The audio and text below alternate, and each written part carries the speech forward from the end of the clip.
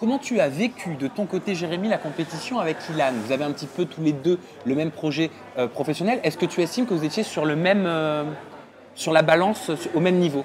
Évidemment que non. La compétition, c'est un mot, on va dire, pour le coup, entre Ilan et moi, pour faire vendre. Moi, je suis dans une cuisine depuis que j'ai l'âge de 14 ans. Ilan est plus sur un set de télé sur les 10 dernières années. Maintenant, Ilan est arrivé, je ne connaissais pas ce garçon. Il est arrivé avec beaucoup de sincérité dans son projet pro, avec beaucoup d'envie. Certainement aussi un tournant de sa carrière où il a envie qu'on le détronche pour autre chose que pour être un simple homme de set de télé qui fait des buzz à gauche à droite. Et moi, je me souviendrai toujours de la première step culinaire, de l'enjeu culinaire qu'on a eu ensemble.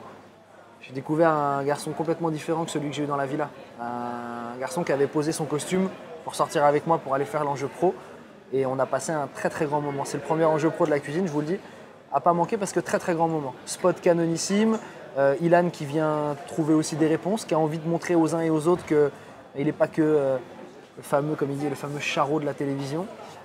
Et moi j'ai trouvé un bon garçon, comme je dis, dans le sens noble du terme. Donc ça, c'est pour le côté humain, selon toi. Ouais. Et en termes de talent culinaire, avec ton œil d'expert, qu'est-ce que tu en as pensé? Pour quelqu'un qui n'a pas mis les pieds dans une cuisine et qui n'a pas eu un couteau dans la main depuis 10 ans, j'ai trouvé que sur la première step culinaire, encore une fois, je ne le tease pas, mais qui est dans un endroit sublimissime, avec un très très grand monsieur de la cuisine qui est un triple étoilé Michelin, je l'ai trouvé très bien. Voilà. Après, on n'est pas venu chercher les mêmes choses, hein. Il faut dire les choses, hein. Il ne m'en voudra pas de dire ça, il le sait très bien. On n'est pas du tout venu chercher les mêmes choses, sauf que je l'ai trouvé très bien. Au final, tous les deux, Agda et Jérémy, vous vous êtes très peu vus dans l'aventure parce que toi, tu pars au bout de quelques jours. Ouais. Le prétexte, c'est une raison familiale. C'est pas un prétexte, c'est une vraie raison. Alors, prétexte ne veut pas dire forcément que c'est faux. Hein. Non, absolument, mais ça a été très dur pour moi de me barrer. Pourquoi ? Parce que je me suis fait piquer un peu à cette bande de potes que j'ai découvert là-bas.